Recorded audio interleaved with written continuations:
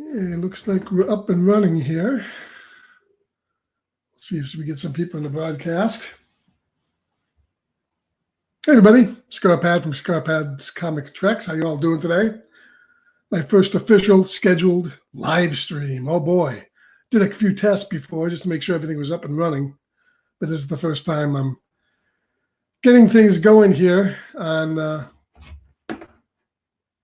screen. Oh, I see Perry Comics just joined in. Hey Perry, how's it going? Great man, how you doing today? So what we're talking about today is just a little bit of chat on a Sunday, just laying back. Coffee Madness, how's it going? Got to do some chatting. I'll probably drop the link in a few minutes and see if anybody wants to come on in here and chit-chat a little bit on a Sunday. Getting ready to all the streams coming up today. I know Rod's going to be doing a stream at 4 o'clock. I think he's even going to be giving me a shout out, which is fantastic. So I'm going to be watching that. I always try to watch that on a Sunday. And then later on tonight, we got Dylan going live at 6 o'clock. He's going to have a guest on, I believe, John Comics for Kids, I believe he's going to be on. 8 o'clock, we got Robbie coming up with his Pop Philosophers weekly podcast, 7 o'clock Central, 8 o'clock on the East Coast. So it's a good afternoon and evening of comic podcasts for you enjoying. So I thought I'd take a few minutes here just to say hello to everybody and tell you all what the channel is about. Started a couple months back with some content, mainly as a stream to get out my love of everything Star Trek, doing Star Trek reviews, not only comic book reviews, but also reviews on the current shows on Star Trek Discovery, Star Trek Picard, and then, of course, some of the past shows on. And then branching out, because I just don't love Star Trek. I love everything in the genre, of course, comics and whether it be Marvel, DC, indie. Pretty much love it all, TV. But mainly going to be doing a focus on Star Trek here. That's my niche, so to speak. So if you guys have a popular Star Trek show that you like, or even if you haven't started watching Star Trek, maybe you've seen the movies that have come out in the last few years and you like those, or maybe you like the old school movies with Kirk, Spock, and the rest of them. Give a shout out on what you like. Also, I wanted to give a shout out to what I'm going to be doing starting tomorrow night, kind of as an experiment.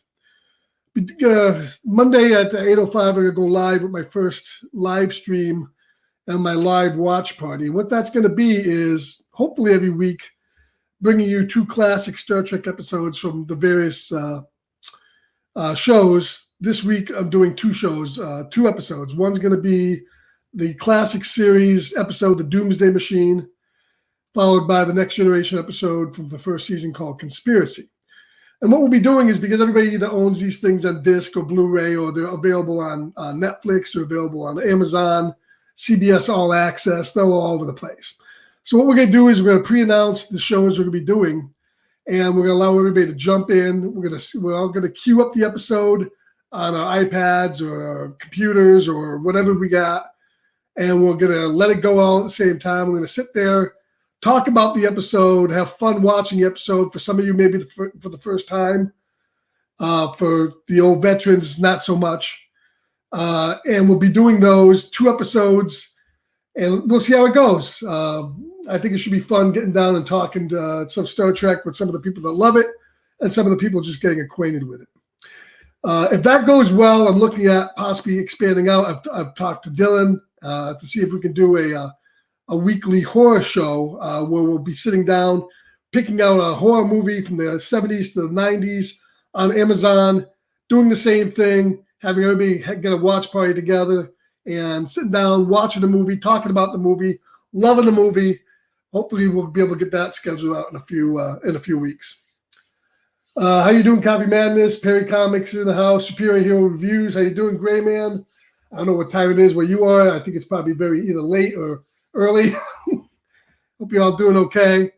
In a few minutes, I'll drop a link, and whoever wants to come on here, we'll talk what we want to talk about. But this is pretty much just a Sunday chill, my first live, to kind of go over almost anything.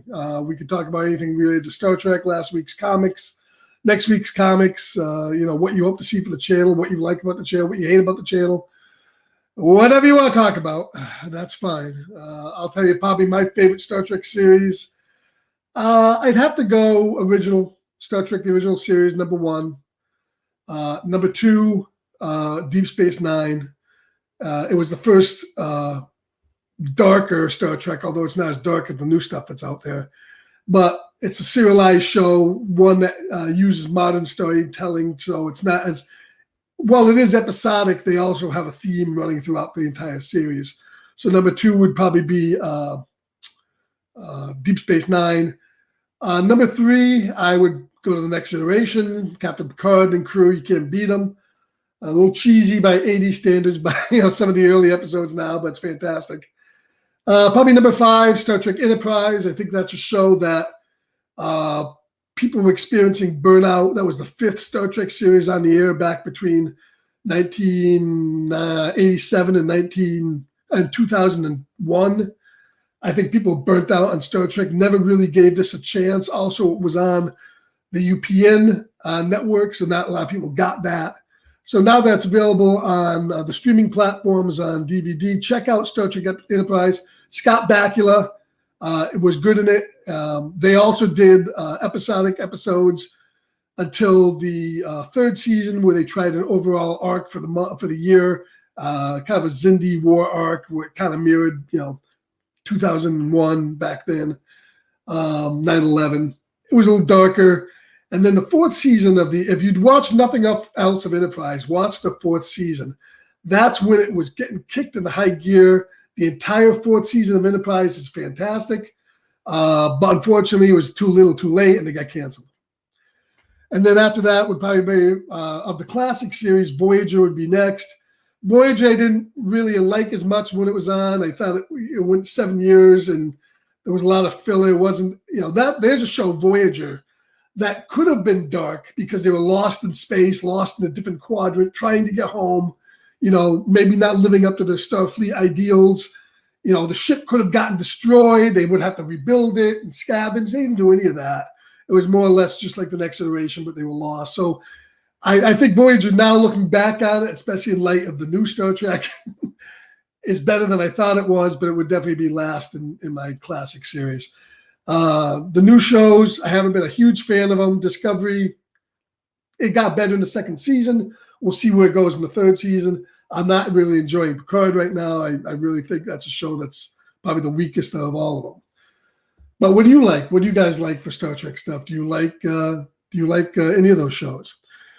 So let's drop the link here, and then we can talk about some other stuff. Anybody that wants to jump on, they're welcome to go ahead and jump in and talk up anything you want. We'll only be going probably for about an hour here. I know I want to get off before Rod has his show coming up at 4 o'clock, his weekly show, which I watch, so I definitely want to watch it.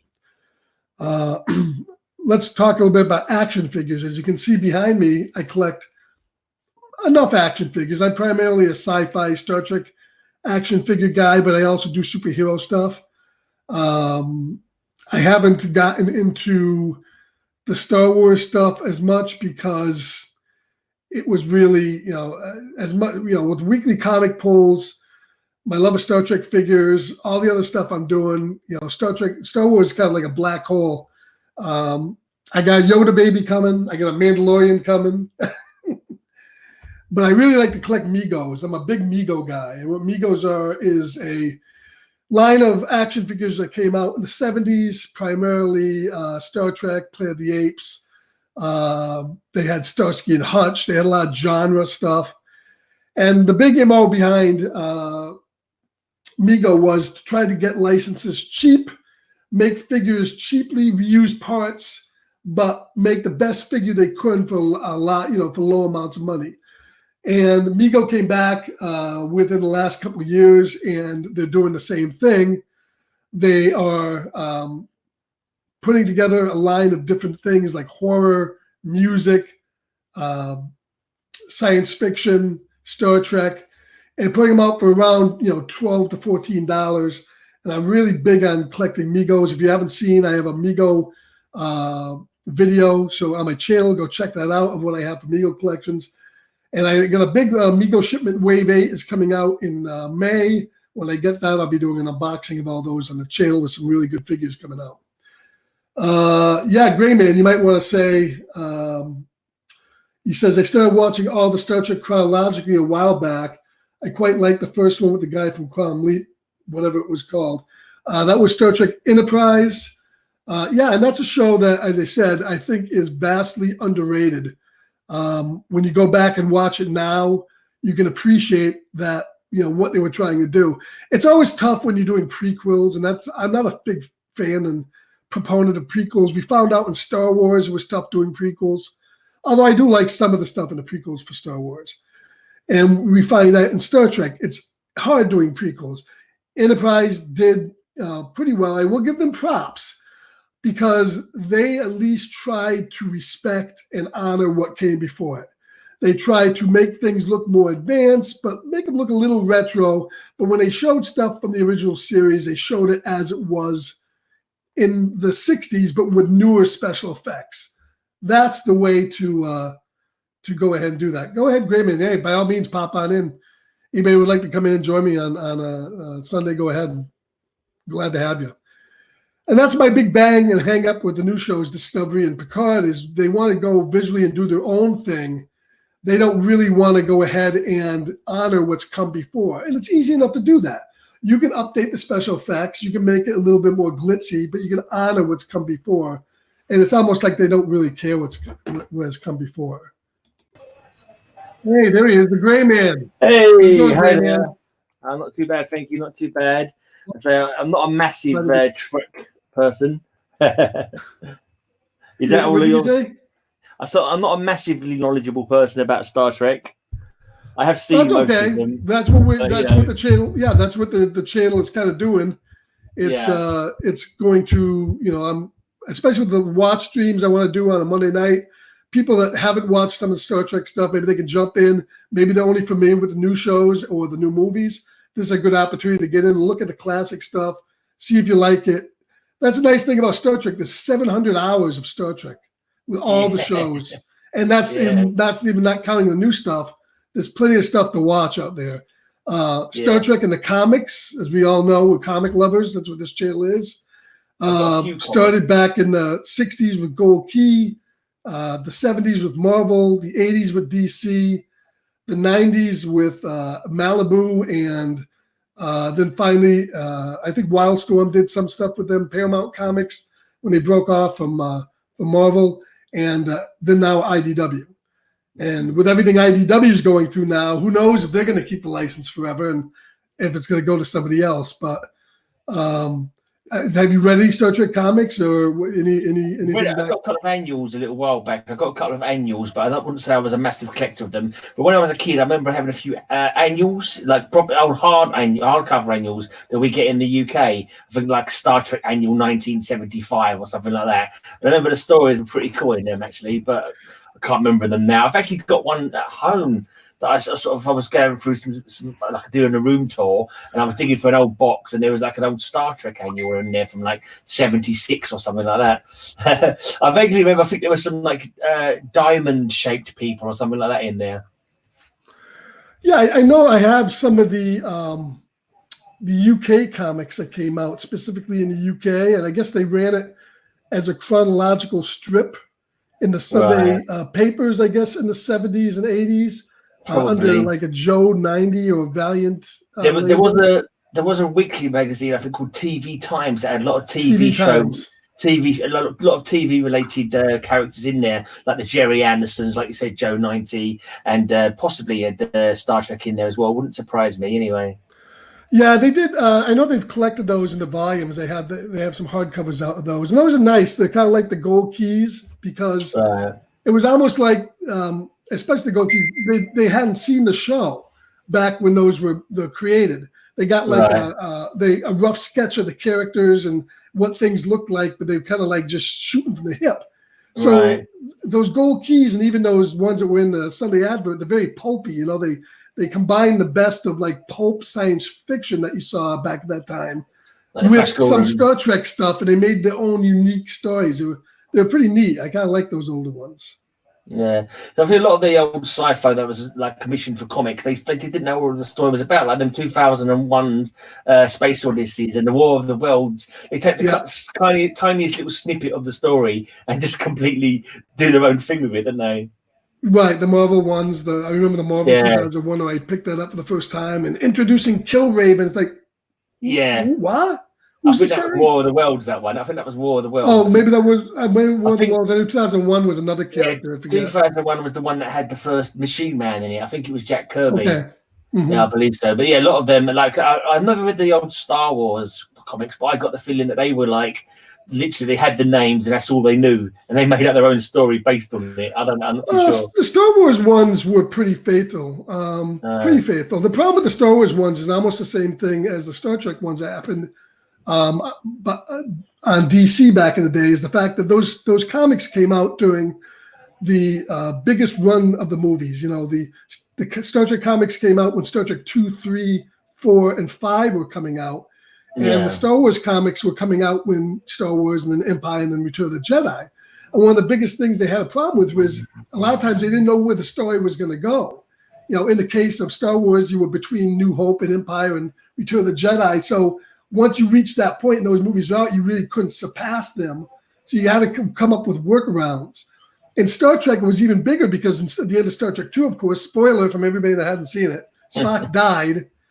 And they had to, and he was off the ship. So they had to fill in the time where Spock was dead. And then at the end of Star Trek 3, Spock comes back. And then at the end, and then Star Trek 4, they do their own thing and then they get back on the ship. So they had to come up with clever workarounds on how they fill in all that material. DC handled it pretty well. Marvel, maybe not so much. But those original runs of Star Wars were great. I love them, especially the covers. They had some fantastic covers in the 70s and 80s. Yeah.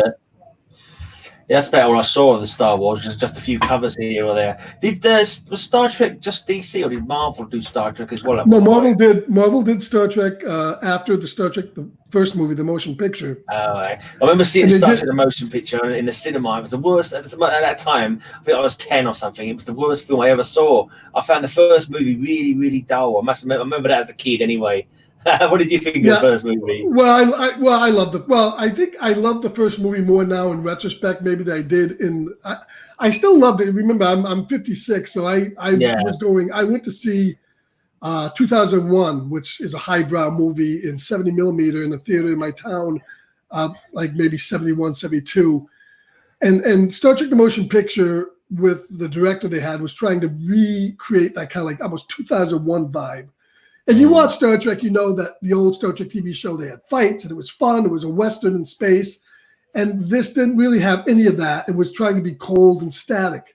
Too highbrow. But when I go back now and I watch, and I went back and they ran Star Trek the Motion Picture recently for the 40th anniversary in the theaters again. I went back and rewatched it and I really enjoyed it. I mean, while Star Trek 2 and 3, I think, are better movies and more in line with what Star Trek was. Certainly more gripping. Yeah, more exciting, more action, more fights, more space battles. You know, the Star Trek the Motion Picture tried to be a little bit more harder science fiction. Not that it was; it had kind of a cheesy ending, but I enjoyed it. The thing you gotta remember is when Star Trek the Motion Picture came out in '79, there was no Star Trek for 10 years. You know, the only thing we had for Star Trek between 69 and 79 is the animated series, which was good, and then nothing. So that whole, people think Star Trek, that motion picture is kind of boring.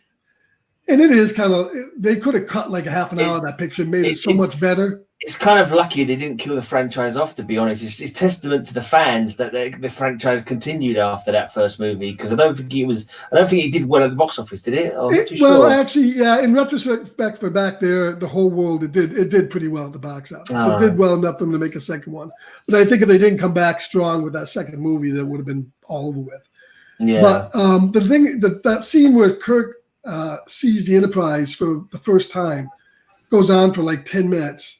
But you got to remember the fans back then had nothing. So when Kirk is in that shuttle and he's being taken by Scotty for a tour of the ship for like a 10-minute long tour, that was all of us really falling back in love with the show and saying the show was back after that long of a time. So I cut the motion picture a lot of slack, although the other movies are stronger and better.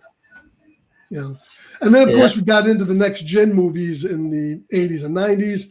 Those were hit and miss. I think I liked all the movies apart from that first one. I mean, I've always been entertained by all of them, so they've all had something going for them. And obviously, there's a few like far-fetched parts, you know, that kind of like push the boundaries of imagination. But they're mainly good laugh. They're mainly good fun. You know, good bit of action, good bit of interaction. You know. Star Trek has to have some sort of a message, has to have a little bit of a moral, but mainly it has to be fun. And I think that's really what the new shows are missing. They're not fun. But I thought probably the closest to the entire TV show of all the movies is the one that gets slammed the most. Is Shatner's Star Trek V, The Final Frontier. That's the one where Spock finds his half brother, and it has a lot of issues. But if you look at that as a whole, that movie is closer to the show than a lot of the other movies were. I can't remember. There's so many of them. Was number 4 when he went and saved the whales or something? Save the Whales was number 4. And then number 5 was the one where they go to that Garden of Eden planet. Spock's half brother captures the ship, and in the beginning they're camping. I don't know if you remember that where the camp. That's not the Undiscovered Country. Is that one? Is the one called Undiscovered Country? Or Undiscovered Country came after that, and that was the last one with the original crew. So maybe you missed 5. I don't remember. Is that the one where they were rock climbing at the beginning? And one of them rock climbing. That cheesy mountain face rock climbing sequence. Yeah, but there's a lot of fun in that. The whole scene where the camping was fun. There was a lot of cringy elements in it, but I always liked it. I always thought it was kind of fun. I didn't find it cringy. I always felt the strength of the first scene was the interplay between the 3 main characters. You know, the Doctor, Spock, and the Captain. That was like the whole. You know, there was always the interplay with like Bones trying to work out what a Spock was and sort of testing Spock for humor and that kind of thing. I think that was one of the most strongest elements about the first series was that interaction that the 3 characters had. Yeah. Oh, absolutely. And that's the thing is the original series was really 3 actors, 3 characters, whereas the later shows are more of a ensemble. And that's where I think a lot of times the movies for the later shows suffer because the show was such an ensemble, but in a movie you can't really do that, and you have to focus on certain characters, and they focus mainly on Picard and Data, I thought, for most of the movies. Also, I thought the movies for the Next Generation, they weren't bad, but they could have done better. The problem I think with Star Trek and now, what the problem with Star Trek is Star Trek never had villains per se. They had antagonists, like the Klingons came in and messed things up, and the Romulans, and they found aliens out in the worlds, but they never had villains. They never had people that came to Earth and wanted to destroy it, or some overall villain. You don't need a villain in a show. You just need a good antagonist for your protagonists. So and they're different antagonists every kind of issue, didn't they? They'd either come across some random thing some random force out in space, or you'd have the return of the Vulcans, or you get the Romulans come back for a bit.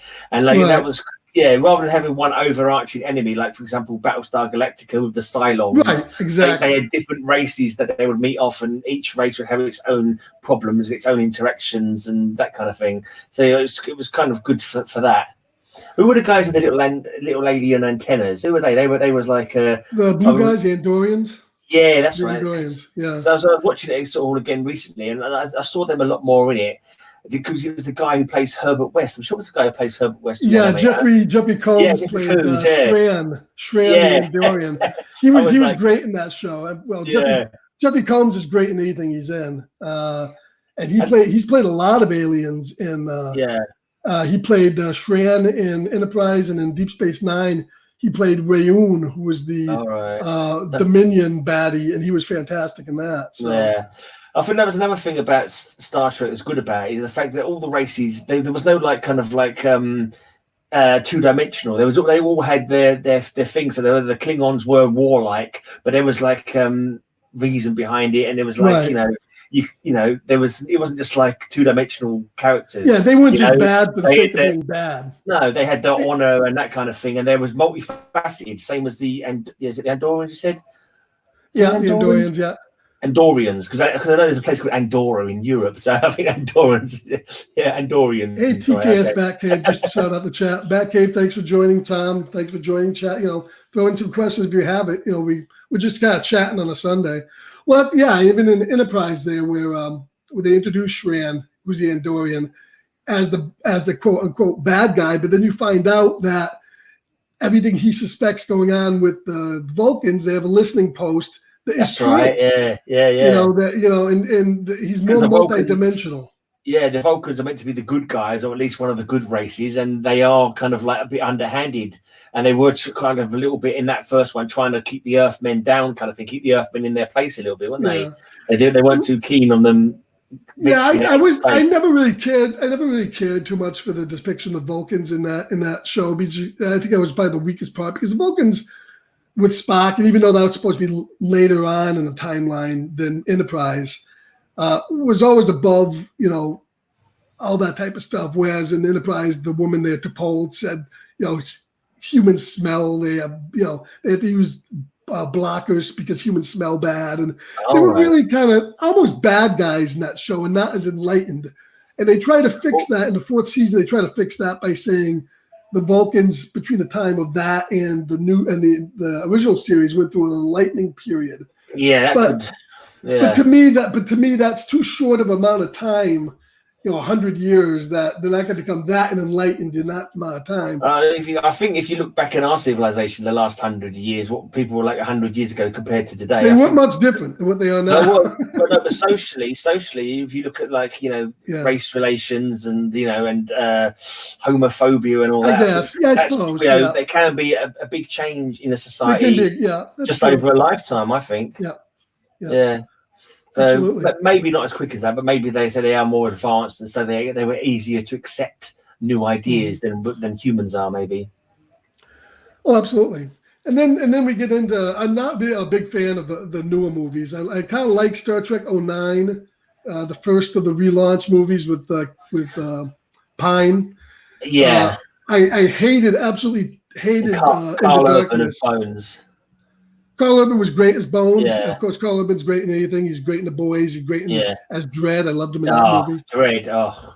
Great movie. It was a criminal thing that Dredd didn't do better than it did, and they never had another movie, because it was unbelievable, because that movie was just awesome. I don't know a single person who didn't think that movie was really good, but for some reason they just didn't get enough people in the cinema watching it. I don't know what was on at the same time as that was keeping people away. I think there was maybe a downtime. That was before maybe the Marvel movies hit big, and I don't know. Maybe maybe because it was an R-rated movie. I don't know. I mean, it was pretty violent. I thought Lena Headey was good in that as the villain. Mother she played. Mama. But Carl Urban was great. And that whole Mandalorian thing going where he didn't take off his helmet for the whole movie. That's how it's meant to be. That's how it's meant to be.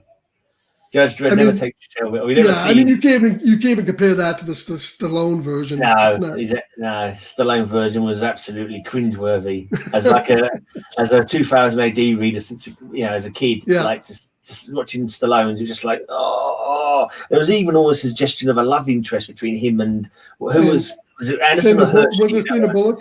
Yeah, was she being Hershey in that one, or I can't remember. Sandra Bullock. I might be getting that confused though with the Demolition Man, because Sandra Bullock's in Demolition Man, and he comes from the past to the future in that one, doesn't he? Okay. So she might have been in both. I don't remember. But to me, there was almost a suggestion of a love interest. And it's like, no, Dredd only loves the law. He's not going to love a woman. He's in love with the law. The law is his mistress, his master. He's everything. So that was kind of cheesy as well. Well, that kind of shows you keep big Hollywood actors away from properties and franchises. Yeah, I mean, they may love it, but they don't treat it too well. I was saying another movie that I thought to this point I was surprised didn't have another go around was Spawn. Yeah, it wasn't bad. Time ago now, it was pretty decent. I thought, was it John Leguizamo or whatever his name? John Leguizamo was the clown. Violator, the clown. Yeah, he was. But cool. There's another one I thought would have had a sequel by this time, and nothing. Got surprised. What, Spawn? Spawn, yeah. Oh yeah, cool. I thought I was going to say another movie for a second. There's been a few like superhero movies. I sort of collect the superhero movies. Whenever there's a new one, I try and pick it up. But I thought The Shadow was pretty good. Was it Alec Baldwin, I think, was in that's Shadow. it. Yeah. And also The Spirit wasn't so good. But what's the other one? The Shadow and Phantom with Billy Zane. Yeah, Phantom with Billy Zane was a decent movie. Yeah, I thought that was another one that wasn't terrible, considering it was a Disney movie, was The Rocketeer. Right, I never saw The Rocketeer, but I remember watching King of the Rocket Men used to be on BBC, like just after the kids programs came on. It would be a serial, like every week you see the next part of King of the Rocket Men. I love them old sci-fi serials that used to repeat on our TV, and like Flash Gordon and that kind of stuff. They were always cool. Yeah, I was a big fan in the '60s of course, the Jerry Anderson stuff. Loved Thunderbirds. Loved Captain Scarlet. That was probably my favorite show. Scarlet, indestructible. I haven't gotten into any of the newer stuff because I just don't like that 3D type of animation there, the CGI. I know there's a new Thunderbirds. I know there's a new Captain Scarlet, but I just wasn't into them. I've watched them at all, but yeah. But give me puppets drinking and puppets smoking, I'm all there. I mean, I used to wake up on a Sunday morning and the first thing I turned on the TV, had puppets drinking martinis and smoking cigars. That was a fantastic thing. Yeah. And then, of course, in the 70s, I got into his shows. I loved Space 1999, loved UFO. Yeah, I remember that as a kid. And was that one with the witch woman called Zelda? Zelda was that one of his? There was a horrible witchy woman called Zelda or something, and there was like, I can't remember what it was. It was like the enemies were like floating cubes or something. I can't remember what it was called now though. It could have been. I mean, we didn't get in the States. We didn't get a lot of his older properties. Like I think the last thing we got from him in the States was probably that Space Police Precinct show that he did. Yeah, I remember and that. After that, we never got anything else. I know he did like Terrorhawks and he did a few other things. That was the one I was thinking of, Terrorhawks. I'm sure Zelda was the name of the bad guy from Terrorhawks. Yeah, we never got that here in the States. Right. It never came over. But I still to this day love all his older stuff. But Joe 90, did you see Joe 90 as well? Yeah, Joe 90. He had the glasses that were like programmed to, like, I don't know, give him skills and that, weren't they? Was it the glasses that like a little bit in the side of the glasses and he used to go in a revolving chair kind of thing that programmed him with all this knowledge or whatever it was. Yeah. Hey, Samuel David and Mad Mike's. How's it going, Mad Mike's? You may want to jump in here. They're welcome to probably be on for another half an hour or so. Throw the link in the chat. Well, the thing that got me was when I was watching those things, and they came out on DVD in the 2000s, and all of a sudden you can see the wires. I never saw wires there, and all of a sudden, wow, this thing's so clear. I can look out, I can see the wires hanging up there. Yeah, kind of blew the whole illusion for me. Yeah, I like it in the Flash Gordon when you see the wires, and you can just tell it's a little sparkler on the back of the spaceship. I love it. Yeah. Hey, Rod. Hey, how's it going? If you want to jump in here, you're welcome. I just threw the link in the stream. Oh yeah. Now, what? How are you on the whole? I know I was a big fan in the '80s when it came over here on public TV. Was Doctor Who, of course. Oh yeah. Tom Baker was and John Pertwee were probably my two favorite doctors. I was going to say after Tom Baker, I don't know when it carried on. They might as well, that was it really. They didn't need another doctor after Tom Baker. He was the absolute best. But he still is. He still is. Yeah. I didn't mind actually. Was it Davison? Peter Davison followed him on it. I like Peter Davison. He was. I didn't mind him at the time. I can't remember him now. He's not memorable, but the memorable one is definitely Tom Baker for me. Yeah, and then we never. Yeah, after Davison, most of the PBS stations gave up Doctor Who, and we didn't really get the Colin Baker or the Sylvester McCoy run. I haven't seen those as much because they just weren't broadcast as much over here. You didn't miss much of the Sylvester McCoy run, but that might just be the fact that by then I was a teenager and I was like moving on. It wasn't cool for me anymore. You know what I mean? No, I think it was affected by the fact that it's been on TV for 27 years, and I think they needed a break. There's only so much you can really do, and I think that's true now too. Are you enjoying the current run, the current Doctor Who? I actually stopped watching it this year, and I'll tell you why. It has nothing to do with the fact she's a woman. Because I like Jodie Whittaker. I think she's a pretty good actress. Yeah. The stories just haven't done it for me. The story's been weak. We've kind of had more of a resurgence because my girlfriend's really got into it, and she likes to watch it. Like, you know, she likes Jodie Whittaker as an actress, and she's getting more into it. And I kind of like. There was one the other day when it was like I don't know if I do spoilers, but someone else popped up, and I was like, "Ooh!" There's a few bits in it that made me go, "Oh!" So every now and again, I watch one, I'm like, "Oh yeah, this is a bit." But you know, every now and again, they bring it, another episode, and it's like, "Oh wow, that's quite interesting." You know, there was a lot of fun. Yeah, I do like her. I don't like as many companions in the show. I think we got like 4 or 5 companions now. It breaks up. There's 3 at the moment, I think. It's a lot. One of them was called Graham, which I approve of, being a fellow Graham's Graham myself. Well, I am a Graham, so so I approve of Grahams being put into positions of authority, and Yeah, I mean, there's none of them I don't like as characters or actors. I just think it distracts from the main focus of the show, which should be the doctor. I think 3 is probably too many. Actually, I can't remember what it was like when it was. I mean, it used to be, but Tom Baker's day, it was 1 plus the canine dog plus the robot dog most of the time, wasn't it? And the absolute best one, I can't remember what's her name, the savage lady with the knife, Leela. Oh dear. As a young boy, I don't know what was going on there. There was some. She was wearing for a bikini. And there was something like a sort of formative age. It was like, oh, I like Leela. I'm not sure why. Yeah, I think even the older doctors, I think he never had more than 2 companions at a given time. Yeah. But I go back and I still watch. I love the Shogun here in the States, and I still go back and watch a lot of Tom Baker stuff, a lot of the John Pertwee stuff.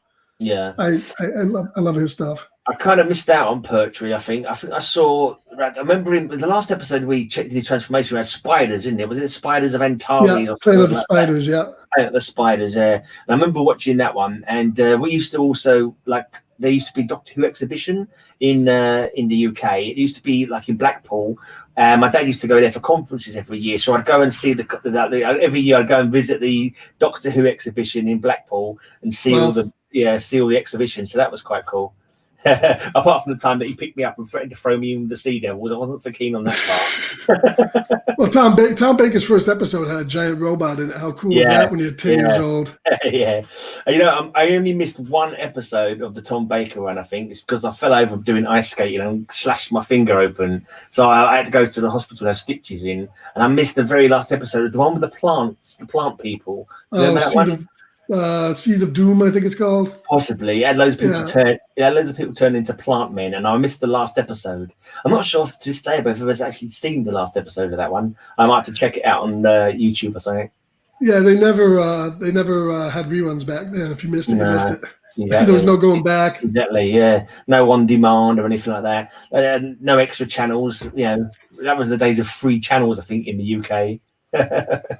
Yeah, well, I think the problem is the internet now. I mean, there's so much, I think, just toxicity going around Doctor Who and Star Trek and stuff now that I just try not to get involved in all that stuff. It's just fandom now isn't what it used to be back in the 70s and 80s, and when we had when we really were looking forward to stuff. I mean, if you didn't like, there's a lot of stuff we didn't like.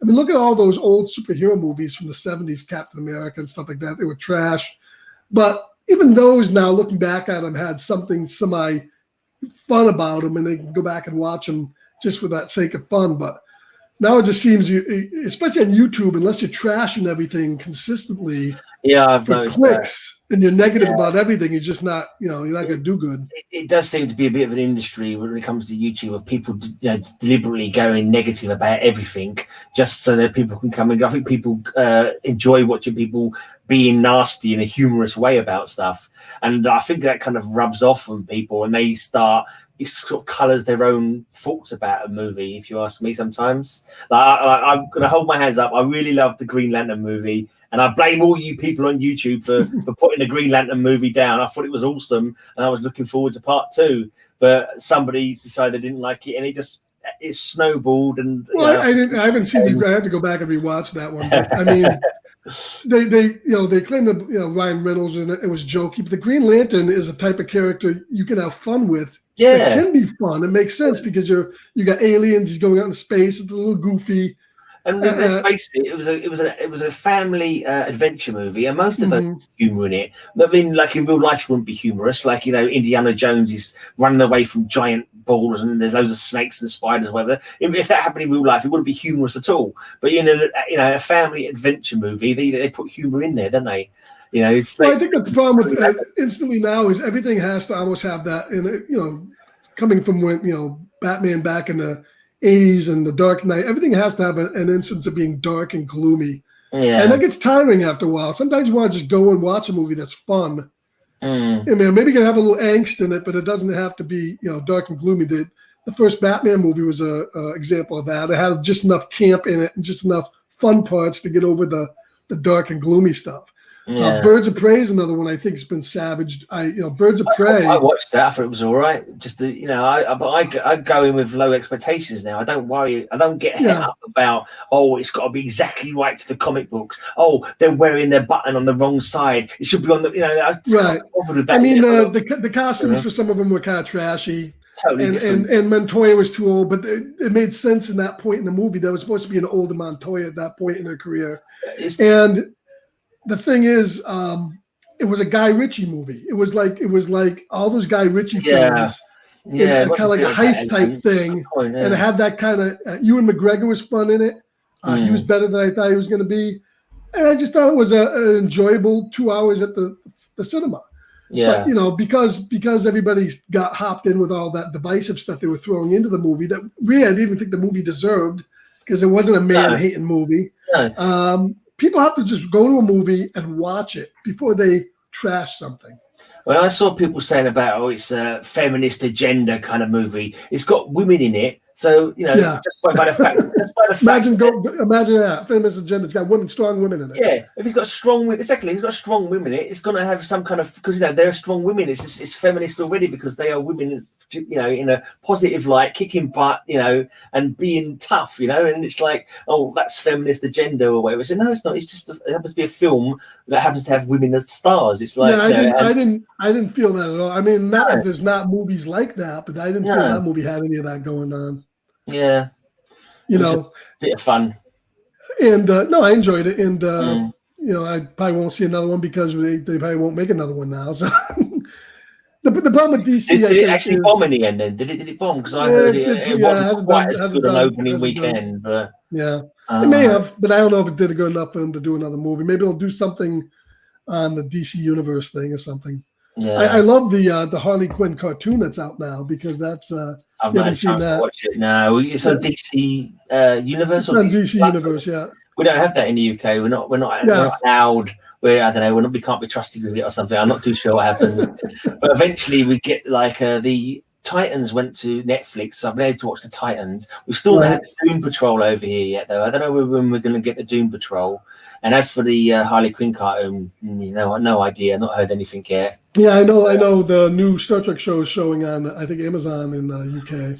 So. Was it? I don't know. I lose track. I can't even be bothered anymore with watching TV because of the fact I've got no idea where everything is. It's like all the Flash. I've not watched the Flash since I don't know what season it was. Arrow. I've not watched. I don't even know what season I was on. But Legends of Tomorrow. I used to hire them out because Amazon used to do DVD hire for a while, like the old Blockbuster kind of thing. So I'd get them there because I knew I could watch them in my own time. But now it's like, what channel all these things are? I'd love to see the Crisis on Infinite Earths crossovers with Supergirl and all that, but it's just like, yeah, it was okay. It was, I thought, unlike some of the past years, the story kind of suffered with them wanting to put as many cameos into it as possible. I actually, this year was the first year I dropped all the CW shows after Crisis. I watched the end of Arrow, and then I was pretty much done because the problem with them is they're all team shows now. Like the Flash, it's more about the team than it is about the Flash. The Flash gets like 5 seconds of airtime. He's got a big supporting cast, doesn't he? That grows all the time. I've kind of given up on those shows, I think, but I'm still watching some of the DC Universe stuff.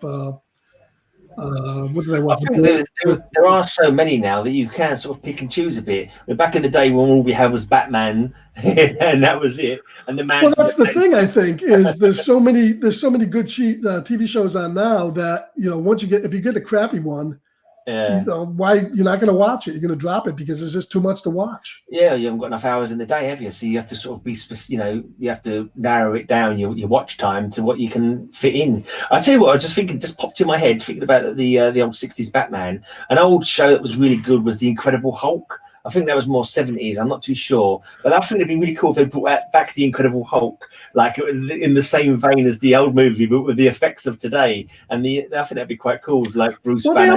They almost did. If you watch, I mean, The Incredible Hulk back in the '70s was nothing more than the old show, The Fugitive.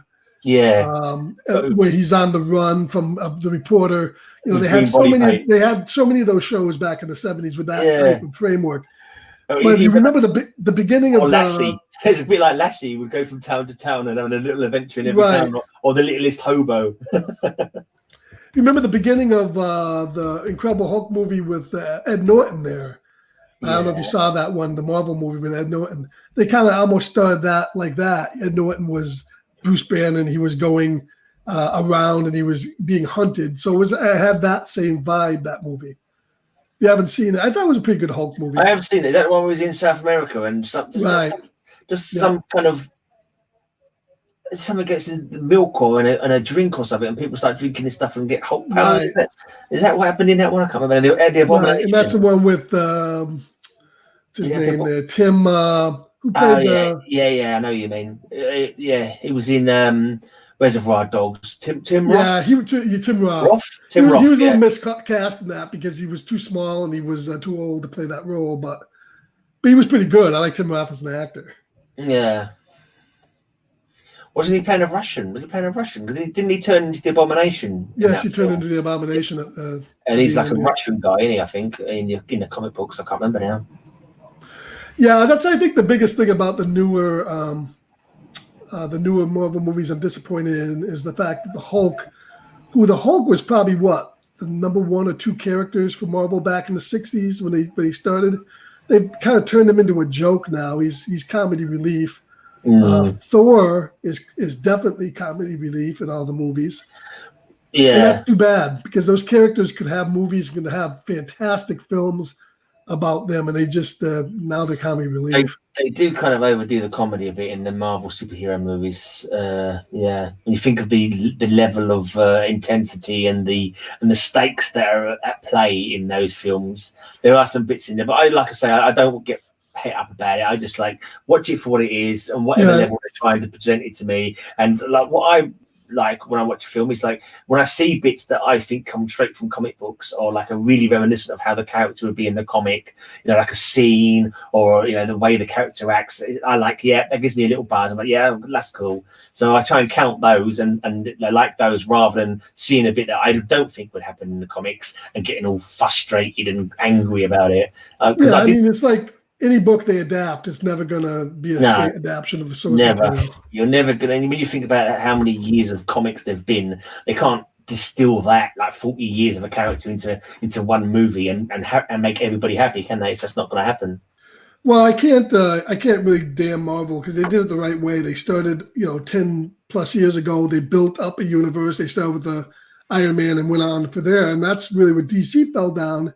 Is they wanted the Marvel universe, but they wanted it overnight. They wanted to start off with Man of Steel and go right into Justice League and not build up all the individual heroes. And I think that's where the movies suffer.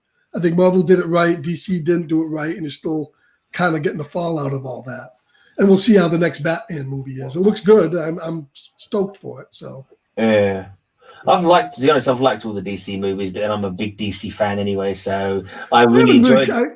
I think they've both been pretty good. I mean, I liked the Suicide Squad. I thought was the weakest. I didn't really care. I didn't really care for their vision of Superman. He was a bit too much of a downer for me in Man of Steel. They did make it a little more dark than we would necessarily need it to be, didn't they? Superman, even the comic books, is never really that dark, is he? He's always light and positive, and But yeah, they did make it a little bit on the Right, not every character has to be Batman, you know. no, yeah, And I liked, I like Justice League for what it was. I thought Aquaman and Wonder Woman were probably the two best films they put out. Those two films were pretty good. I suppose if you look at like Superman, though, it's kind of like a bit more realistic. You know, him being a bit down. When you think about the world that he had on his shoulders and the problems that he had, it's kind of more realistic that he was not a super positive kind of guy because Yeah, I don't want realism in my comic book movies. I got that when I walk out of the theater. When I walk in the theater, I want to have fun.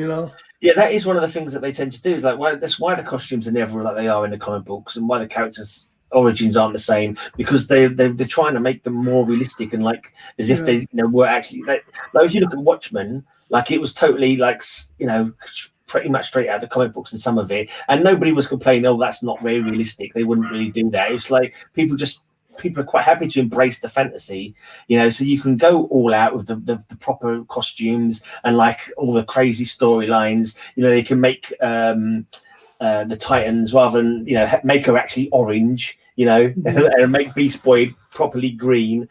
People would accept it if you was they sold into the fact that those things are true to that world. People would accept it, but they seem to always want to try and make it. Oh, let's make it a bit more realistic to the actual world we're living in, rather than making a film based on these fantasy worlds that we live in our minds, kind of thing. Yeah, and that's why I think it'll be interesting how Marvel approaches the X-Men. I think the X-Men is a property that kind of demands that too. The X-Men is such a big world. It's such a fantastic world that we got more of a grounded X-Men series from 20th Century Fox. I wonder if we'll go all out and see a more elaborate and more envisioning X-Men series when they finally get around to making it. It'd be interesting to see how they handle it. And Fantastic Four. We never had a Fantastic Four movie that with Galactus and all that stuff. That really could, the Sentinels, they could bring in all that world. We haven't seen that yet. Yeah, because that's too sort of big concept for them. They want to have like a giant guy who eats planets. So it's like with the Green Lantern movie, they had just a cloud, didn't they? Just a cloud for Galactus and just a cloud for Parallax. It's like the worst enemies in the superhero worlds are giant clouds, but it wouldn't be like that. Not in the comic books anyway. Exactly. So what are you reading now? Basically, what's your favorite books?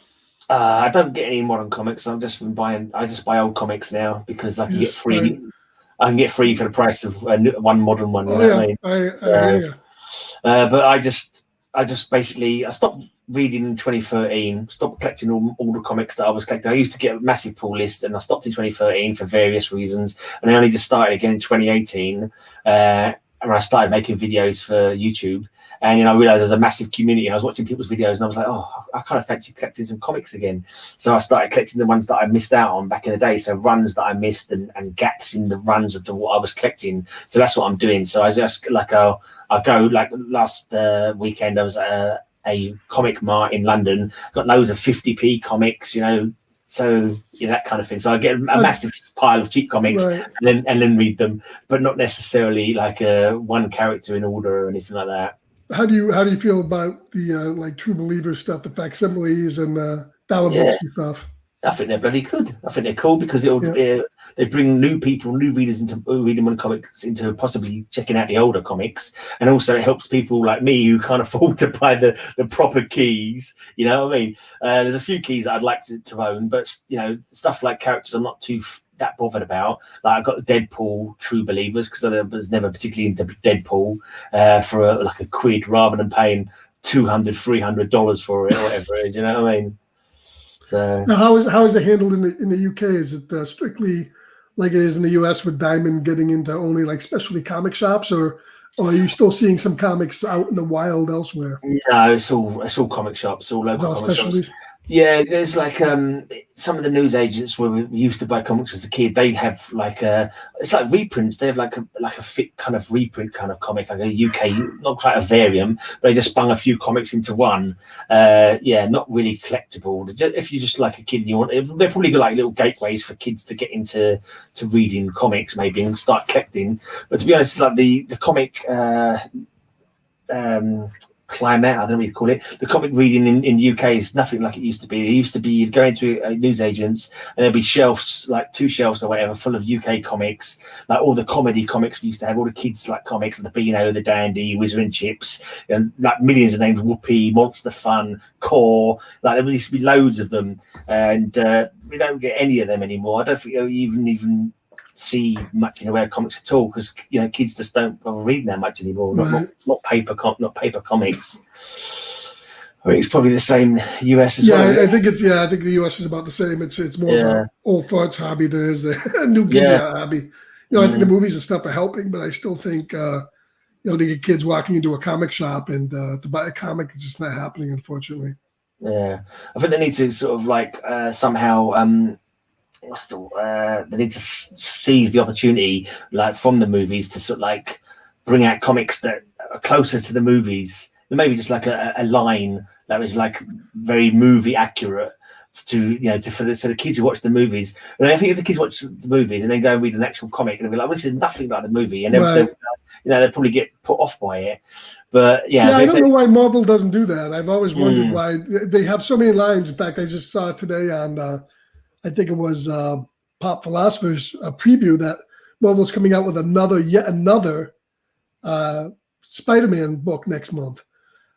Instead of coming out with all that stuff, why not come out with a line that has just movie accurate portrayals of the characters? I also think they should do a Silver Age line and a Bronze Age line as well. Kind of almost like DC's kind of gonna do something like that. If they go ahead with the 5G. I think they're gonna put out like a 0G book, a 1G, a 2G, 3G to kind of show you the older characters up to the newer ones and then merge them together or something. But I agree with you. That's what they should do. All right. Well, we're getting close to the hour mark here. I'm going to probably wrap things up. Hey, Grayman, I appreciate you coming on to my first live stream. Is it your first one? Oh, that's cool. That's cool. It's been talking to somebody. It's a pleasure good talking to somebody from a different country, get their perspective on things. Star Trek. We both have coming at from a different angle there, but ultimately we enjoy the same stuff. Yeah, pretty much. Slightly different takes on it, maybe, and like different levels of enthusiasm for different franchises and that, but pretty much the same kind of ideas. Hey, fantastic! Thanks for coming in. Thanks for having me. Have a good Sunday. Yeah, I will do. It's nearly over now, but yeah, cheers. All right, cheers. Everybody, hey, gonna wrap things up. Hey, I hope you all enjoyed the first live stream. I've enjoyed doing it, talking Star Trek, talking books, talking movies, talking all sorts of stuff. I want to thank everybody in the chat, Perry, Aggressively Relaxing, Biggie Shack, Samuel David, everybody that joined me today, Rod. I'm glad, Mad Mike, thank you for coming in. Hope to do more of these, scheduling more. And don't forget that going to have a live stream tomorrow, my first live stream. I want to really promote that. What we're going to be doing, hopefully on a weekly basis, if they take off, is we're going to do a stream where we're going to watch Star Trek classic episodes from all the series. It'll be announced ahead of time so that you can either pull out your DVD, your Blu-ray, your Netflix, your Amazon, your CBS All Access, wherever you go. We'll wait a little bit when we get into the stream. We'll start the episode up all at the same time. We'll sit back, we'll watch it, we'll comment on it. We'll talk about Star Trek, and whether you're an old fan or a new fan, I hope you can come and do that enough. If that goes well enough, then we're going to probably go ahead and I'm going to try doing that with some classic 70s to 90s horror films as well, which I'm a big fan of. So I want to thank everybody for stopping by today. We'll catch you later on. Don't forget, great stuff coming up. Tonight we have Rod the Weekend in about an hour coming out with his weekly Sunday show, promoting some of the smaller channels. I think he's going to do a shout out to this one, so thank you, Rod. And then after that we have Dylan coming out at 6 o'clock. We have Robbie, Pop Philosophers, coming on with his weekly chat at 8, and a whole bunch more. There's all sorts of stuff. You don't even have to watch TV anymore. Just stay on YouTube and watch us. All right, we'll catch you later, guys. Have a good afternoon, and remember, keep reading. Keep on trekking.